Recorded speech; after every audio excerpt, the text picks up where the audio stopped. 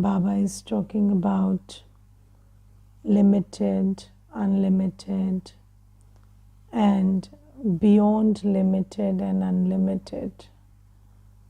He is also talking about knowledge, devotion, and disinterest. And we will discuss all of that. But first, I want to take Baba's point about Maya. And today, Baba is saying that, sometimes when Maya plays its games, it looks like Maya is more powerful than Baba. And in that time, we give in to Maya. Yes, and you see, there is so when these negative emotions take over, so they come with such a force that it looks like, action. It's look like I have to act out of them. Yes, let's say fear. So when fear takes over, fear of loss, fear of losing face, fear of so many things, and when fear takes over, you feel like, it's the end of the world and you have to take a big drastic step to save yourself. But that's just fear doing its work. And if you look back at your life, you will see that fear, I'm just talking about one emotion. It could be any emotion. It could be, fear. It could be lust. It could be attachment. It could be ego. And then in that wave of emotions, you make one mistake. And just after making that mistake, you know that you have made the mistake. And then you repent it. So Maya does this thing, this wave of negative emotion would come in, and then you will feel like it is, what can I do? Or, your intellect will stop working, and then you feel like there is no other option. What else can I do? This is the only way I can respond. But then if you just hold Baba's hand at that time, and if you just thought it's okay, it's not the end of the world, and it's okay, Baba is with me, and I don't have to overstep Baba's Shrimad, so I just have to stay within the boundaries. Remember the Murli at that time. And if you remember the Murli at that time, if you just try to remember, what did Baba tell me today? What was Baba's words today? Then you will see that in that wave of, dark feelings, you will suddenly see the light, and you will save yourself from making that one mistake which you will repent later, or maybe, in some cases that will save you from starting a chapter of accidents, because have you seen that chapter of have you read that chapter of accidents? It's a very good story by, I think, Tom Sawyer, and in that he just describes, how one thing leads to the other, and then there is total chaos because of one mistake. So sometimes you avoid all of that just by holding Baba's hand. And when you hold Baba's hand, then in that whole wave of negative feelings and emotions, you will be able to refrain from acting out of them. And then when you just sit back and you think about it later, then you will thank Baba so much that, Baba, you saved me from making that one mistake at that time, which looked like the most natural thing to do at that time, but which I would have repented profusely later. So, this is something that you see when, even when, lustful thoughts will take over, then it's just, that 5 minutes, 10 minutes, half an hour, or 1 hour where you have to persevere and you have to just hold Baba's hand and not commit the act that will, again spoil all of your kamai, everything that you spiritually earned. You have to just hold on to Baba. And then sometimes, when anger takes over you, then there is so much, what do you say, there's this pull, to speak or act out of anger. But then if you just remember Baba, and if you just stop yourself from reacting in that moment, then you will save yourself a lot of pap karma. Yes, and even in attachment, sometimes when you are very attached to somebody and then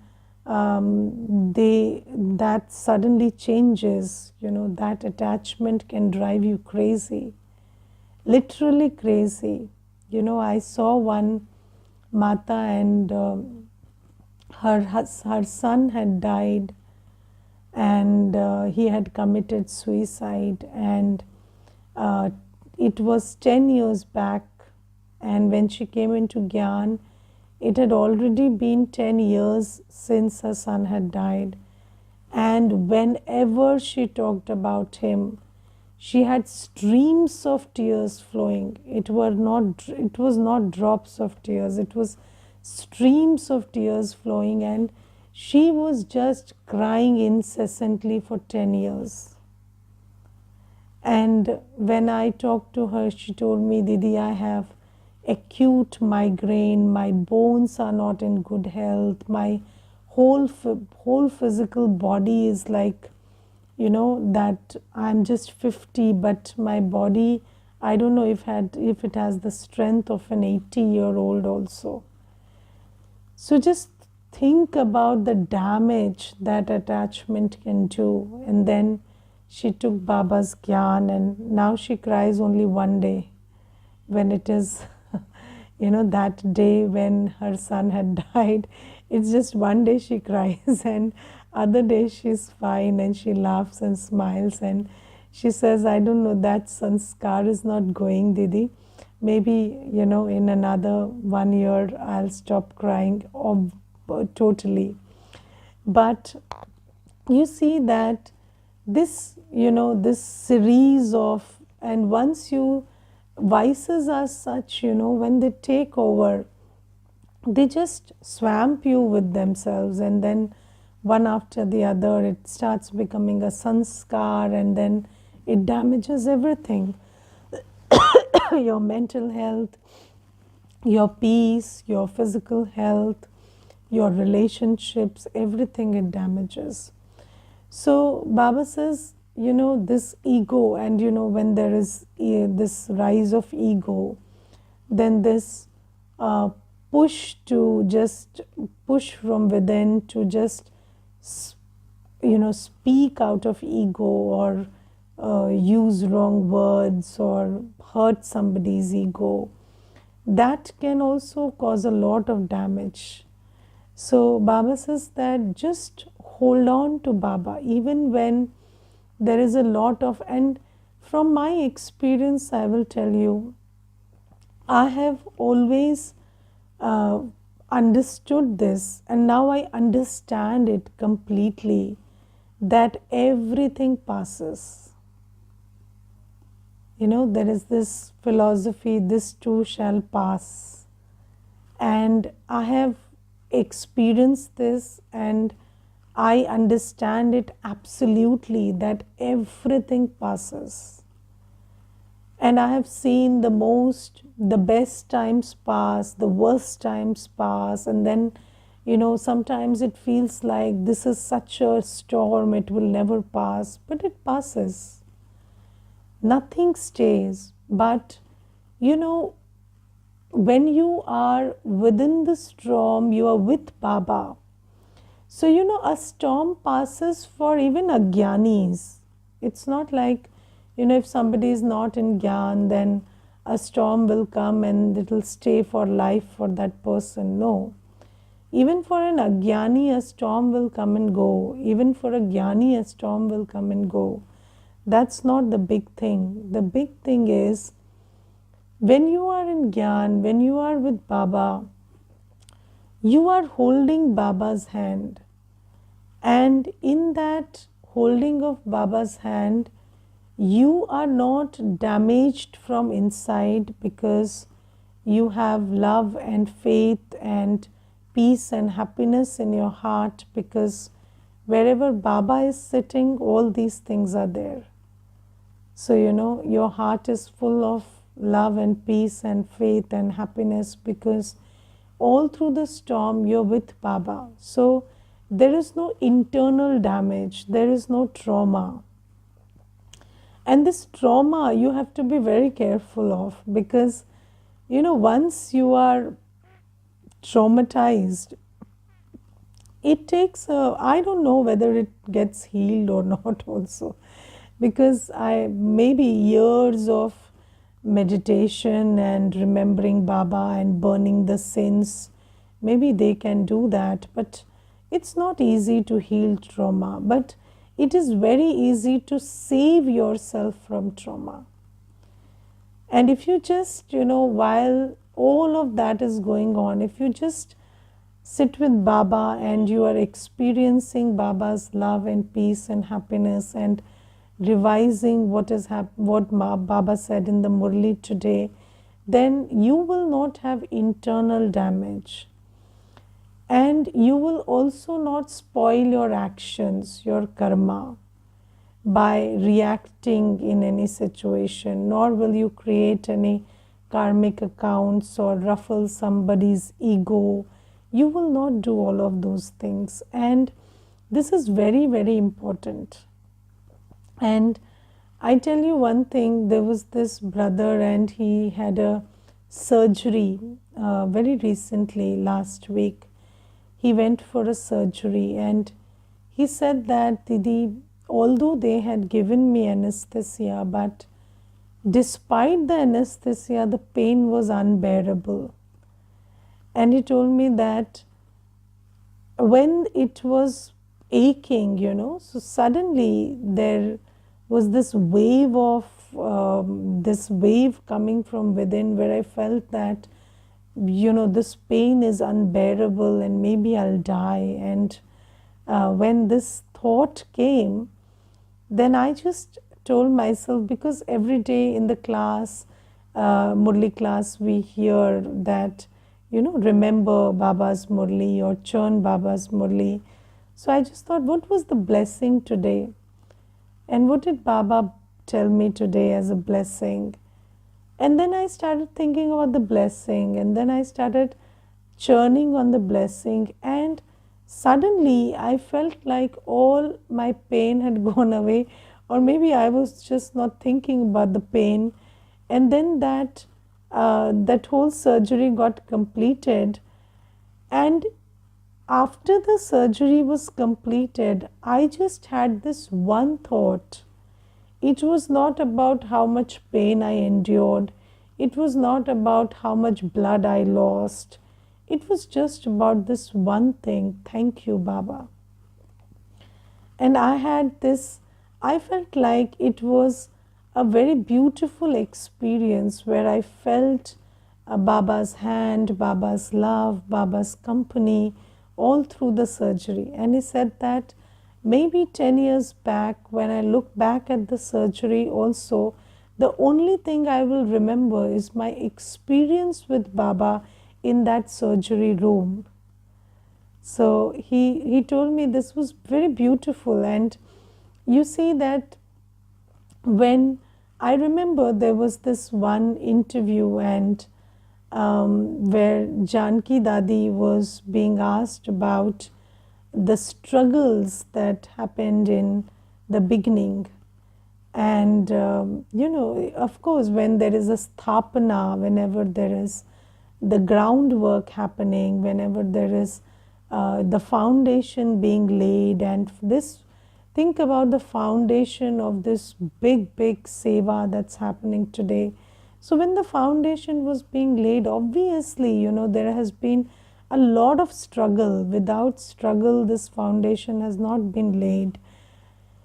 But when Dadi was being asked about the days of the struggle, Dadi just kept speaking about how beautiful that time was with Sakar Baba.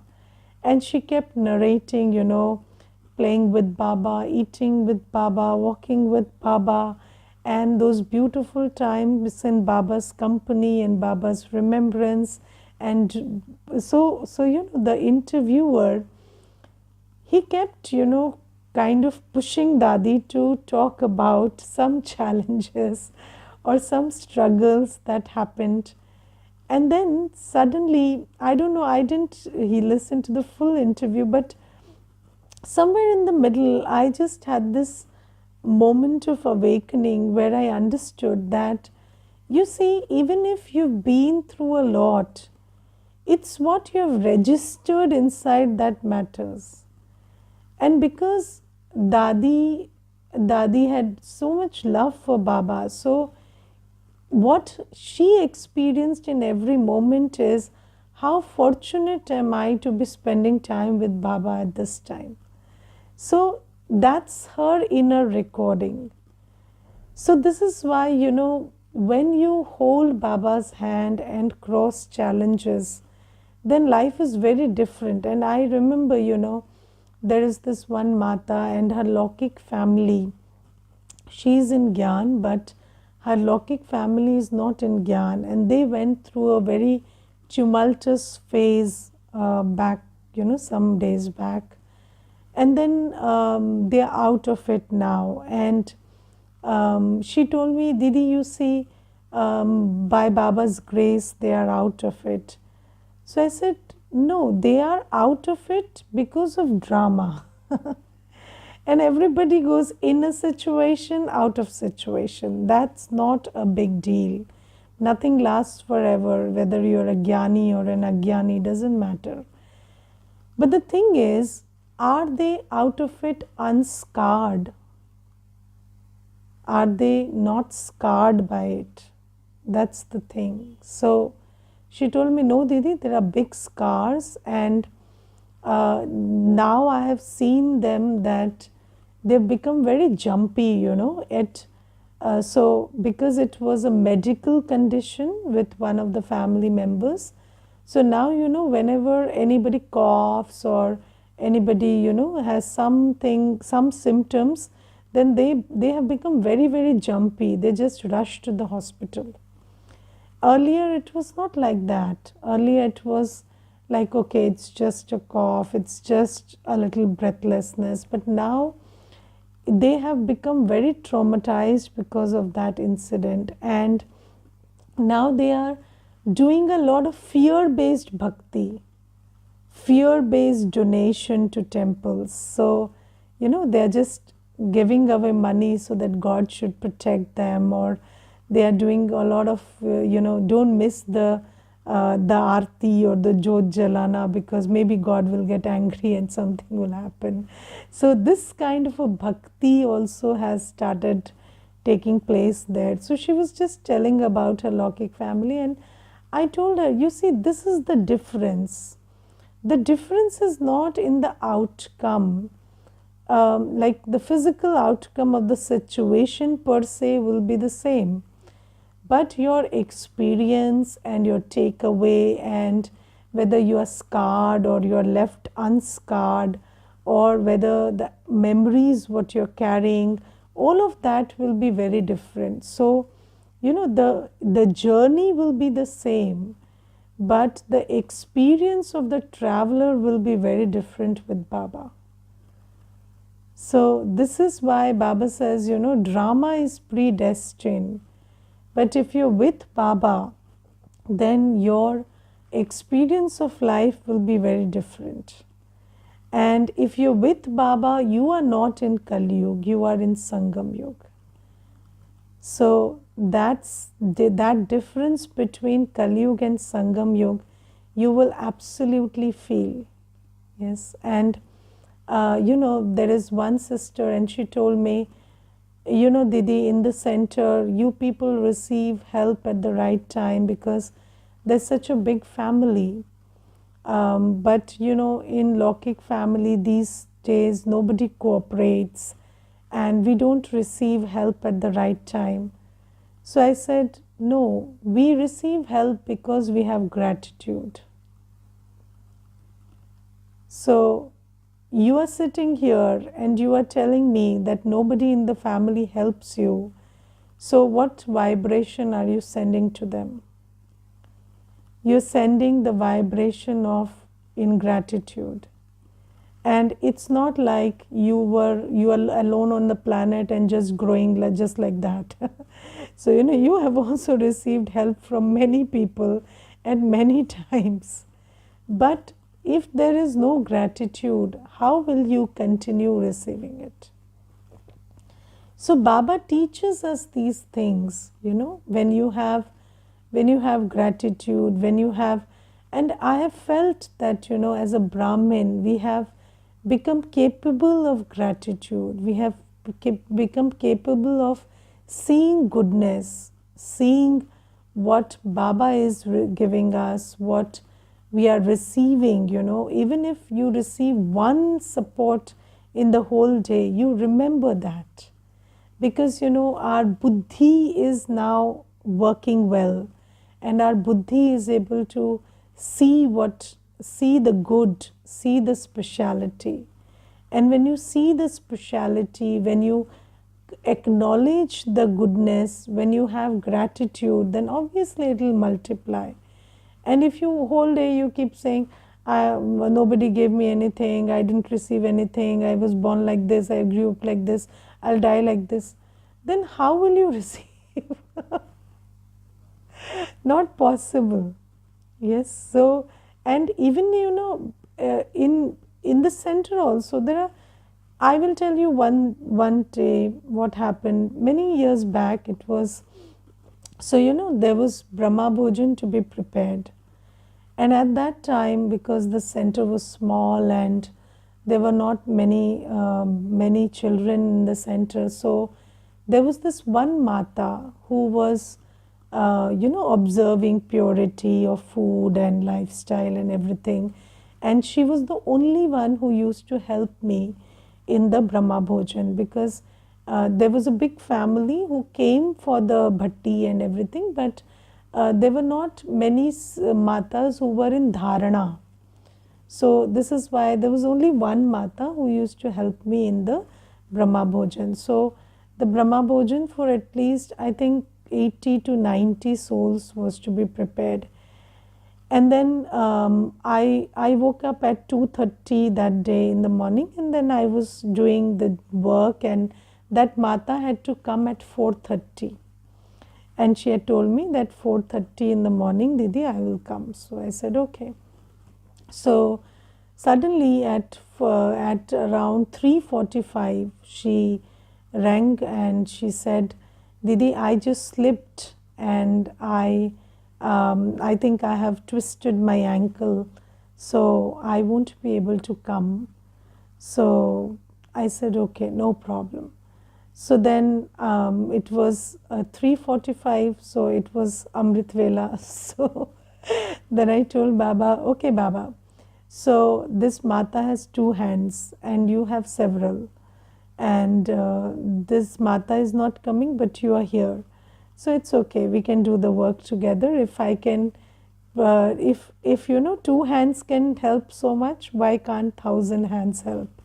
So you're here, and I tell you, literally, it was just me and Baba, and The whole Brahma Bhojan was prepared and it was ready before time. So it was ready earlier than usually it got ready. And I don't know what happened, but it was a magical experience. And from that day onwards, I have never fretted about how many sevadharis are there, or how many, how many are there to help, or whether there are resources or not. Because I have seen that when Baba is there, Baba is enough. And the biggest of events happen, and whatever biggest, according to my experience, of course, I have not been the instrument to organize very big, but whatever has happened, it has happened very smoothly because Baba is always there. And never when I look back, I have ever seen that, it was a difficult day or chaotic day or lots of problems came. I don't have that in my memory because I have seen that when you are with Baba and you can discern Maya and you can win over Maya, then your experience of life or your memory track is only filled of good memories. So, your memory track is not tainted and scarred with bad memories. So, this is something that Baba is saying today. And also, Baba is saying that, in order to imbibe Gyan, you need to have a pure intellect. Yes, and just like, and Baba today gives a very beautiful example. He says, if there is a very beautiful jewel, something that a diamond which is worth crores of rupees, then it has to be kept in a beautiful dibbi also, in a beautiful case also. And because Baba was a jeweler, so Baba says that whenever there was a beautiful diamond, I would keep it in a beautiful case which was lined with cotton. And when I presented it also, I would present it in a very, with fanfare that I'm presenting the best jewel I have. So this is the kind of treatment, Baba said, you give to jewels. And think about the jewels of knowledge that Baba gives. So Baba says, what Baba is giving us is a jewel of knowledge. And not just a jewel, but jewels of knowledge He is showering on us every day. And where do I intend to keep them? So, inside, I want to hold the jewels of knowledge in me, the soul. But they have to pass through the years and they have to get filtered through the mind. So the ears, the mind, every passage through which these jewels will pass has to be very clean.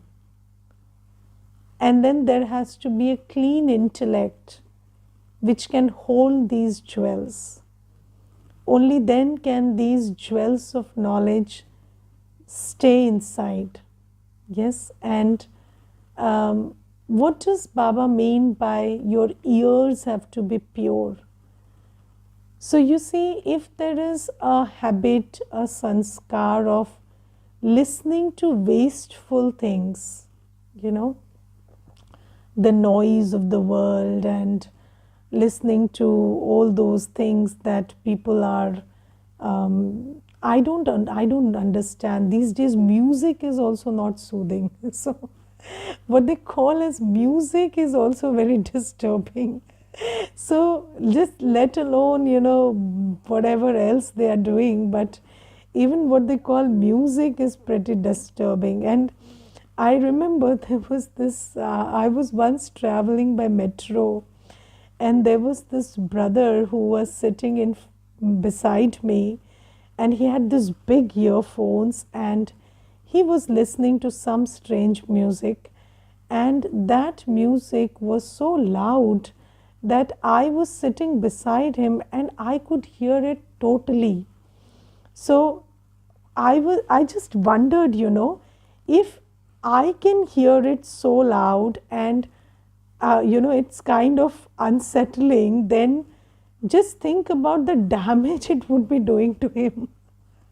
And I just, I tapped on him and I said, why don't you just lower the sound and listen to it? It will damage your ears. And then he told me, I'm sorry I disturbed you. So I said, no, it's not about disturbing me. I will anyways get up and go. So it's not about me. It's about you. It might damage your ears. And then he said, I have become so hard of hearing because of this music that now I cannot hear it at low volume. So I can only enjoy it and hear it when it's very loud. So I said, okay, good for you if it suits you. So you think about what kind of, and I'm just talking about the music, but the kind of words, the kind of language, the kind of ideas, the kind of dirt is that's there in the world these days. Baba says, don't let your ears, don't let your ears be vulnerable to them. So just don't go there, don't listen to those things. And then Baba says, the mind. So the intellect, so before it sits in your intellect, it's the ears. So do you know that we hear the Murli, but we can't listen to the Murli? We are not listening when we are hearing the Murli. And I will tell you one thing. So earlier, when I used to conduct classes, I knew that, I have spoken this point, so I never repeated it because I knew that I've already shared it in one class. But then it so happened that once I delivered a totally, same lecture, and I didn't know that the audience was the same. So I thought the audience has changed and it was the same lecture, and they enjoyed it equally because they had not heard it the first time. So then I understood that ye log kuch sunte nahi hai. So then I thought, why waste so much energy? You can also, repeat the same stuff and it would make the same sense, because you see that this listening, so, and it is remarkable that we are all in the world out there, we are smart people. We understand theories, theorems, we understand policies, we understand politics, we understand everything. But when it comes to Gyan, nothing enters our buddhi when we listen. Why? Because it is, and there's one brother, and he's an intellectual by, the order of the world. So when people see him, they say he's an intellectual. So he's a so-called intellectual in society. And if he misses Murli 2 days, then his Shri Krishna goes to Dwapar Yuga again. And again he will have the same question, why Didi Shri Krishna came in Dwapar Yuga and then why is he in Satyug? So I said, I explained to you only 2 days back, and then so I forgot. So I am very surprised. You see, how can an intellectual of world order not understand this simple thing? Why doesn't it sit in the buddhi? Because this is what Baba is saying today, that if your ears are not pure, if you keep listening to worldly stuff, your buddhi will not have the capacity to retain Gyan. And it is surprising, we are those children who have mugged up the whole books. So, I was so good at microeconomics, I used to mug up the whole book. So, you ask me the page, I will tell you what is written in it. But when I came into Gyan, I understood 3 pages of Murli, I don't remember 3 lines. And then I started thinking about what is wrong with me, or what is there some problem with this Murli? Why can't I remember 3 lines after I leave the class? And then I started thinking about, and then when I listened to Baba saying that this Gyan is different, and if you want to hold it in your buddhi, you need purity.